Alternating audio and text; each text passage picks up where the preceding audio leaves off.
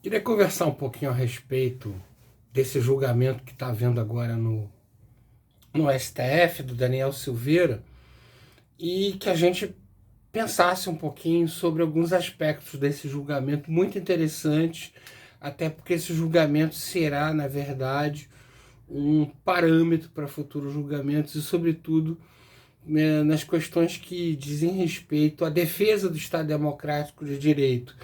Como é que alguém pode proteger o Estado Democrático de Direito, é, ao mesmo tempo não se cedendo, porque o Estado Democrático de Direito pode e deve ser criticado, e até onde a crítica, a delito de opinião, sobretudo quando vem por parte de um parlamentar, e há excesso que deva ser punível como conduta tipificada como crime.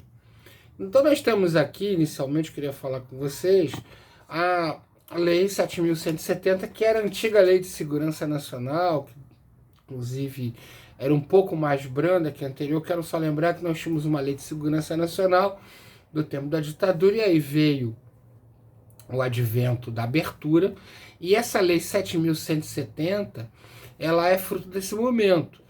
A ditadura ainda não tinha terminado, a gente tinha acabado de ter as primeiras eleições diretas para governador, senador e governadores nos estados, coisa que não havia desde 1965, e passamos a ter aí um processo de abertura gradual do regime. Então essa lei ela ingressa no mundo jurídico brasileiro nesse momento, em 1983, e aí temos a Lei 7.170, que inclusive tipificava os crimes contra a honra do presidente da República. E chegou inclusive a ser usado essa LSN para, entre outros, expulsar o padre Vitor Capillo, né, que era um padre italiano aqui do território nacional, porque ofendia o presidente nas suas é, missas. Mas essa lei ela foi substituída até porque o Supremo Tribunal Federal entendia que a LSN estaria já tacitamente revogada em função do advento da Constituição Federal de 1988, por uma série de razões, mas ela estaria na prática revogada, e aí foi editada a nova Lei 14.197 de 2021, que cria tipos penais, é uma lei extravagante, digo, no sentido de extravagante de não estar dentro do Código Penal, mas ela criou novos tipos penais no Código Penal, entre eles tipos penais de defesa do Estado Democrático de Direito, justamente para que defendesse o país de qualquer ameaça, de qualquer investida antidemocrática. E a gente tem, por exemplo, nessa lei, o artigo 359L. Eu quero que vocês prestem muita atenção, que diz tentar, com emprego de violência, estou lendo aqui, ou grave ameaça, abolir o Estado Democrático de Direito, impedindo ou restringindo o exercício dos poderes constitucionais. Então veja bem que o tipo, ele não ele já é o crime, já é a tentativa em si, a tentativa consuma o tipo penal, mas não só para quem emprega violência, mas também para quem utiliza a grave ameaça. A grave ameaça não é uma fanfarronice.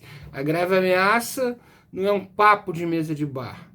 Mas a grave ameaça ela tem de ser encarada como uma ameaça na qual o criminoso a profere de forma séria, de forma com que possa inclusive convencer a terceiros.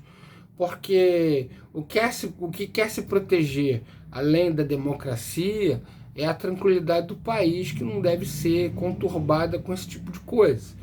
Mas a pena de reclusão é de 4 a 8 anos, além da pena correspondente à violência. Ou seja, Nós temos aqui a possibilidade que alguém utilize a violência e que também responda pela pena da utilização da violência, seja o assassínio, o homicídio, tentativa de homicídio ou outra pena adjetiva. E aí a gente vê que no caso do Roberto Jefferson, no caso do Daniel Silveira, muitos estavam questionando, porque quando você ingressa uma nova lei penal na esfera jurídica, você na verdade estaria abolindo os tipos penais que aquela legislação anterior continha, que é o que a gente chama aqui no direito de a figura da abolitio criminis, ou seja, uma lei que substitui outra abole automaticamente o crime. Mas não é assim, não é bem assim que as coisas se regem. Porque pelo princípio da continuidade normativo típica, é quando uma lei é revogada, mas a conduta que ela trazia incriminada, ela é mantida em outro dispositivo penal da lei revogadora, não ocorrendo via de regra essa figura da abolitio criminis, que simplesmente extingue o crime anterior.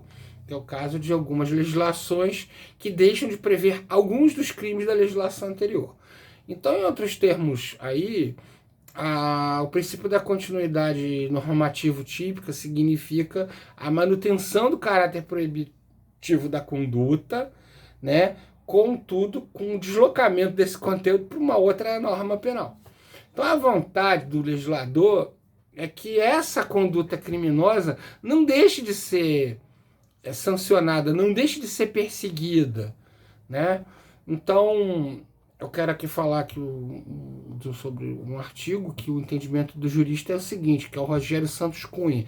Ele fala, olha, a abolitio criminis representa a supressão formal e material da figura criminosa, expressando o desejo do legislador e não considerar determinada conduta como criminosa. Não é o caso.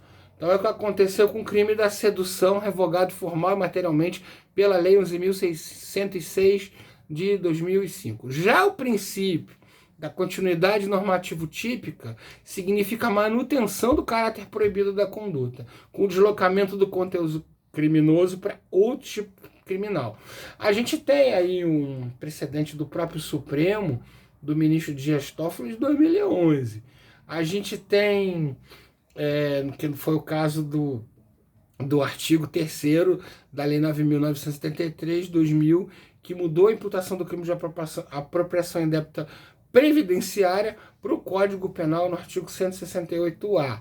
E nós tivemos um outro julgado do Luiz Fux, que também diz o seguinte, eu vou ler para vocês, olha, a revogação da lei penal não implica necessariamente descriminalização de condutas. Então, quando você tem a nova lei que protege o Estado Democrático de Direito, que você transmuta e cria um outro tipo penal, que combate aquela conduta que existia na lei revogada, você desloca a norma, mas você não deixa de combater ou de sancionar a eventual conduta criminosa. É disso que nós estamos falando aqui no julgamento de hoje, que é muito interessante, porque se trata de um caso concreto de uma grave ameaça contra o Estado Democrático de Direito, tem que ser por isso também sancionado. Muito obrigado, eu espero que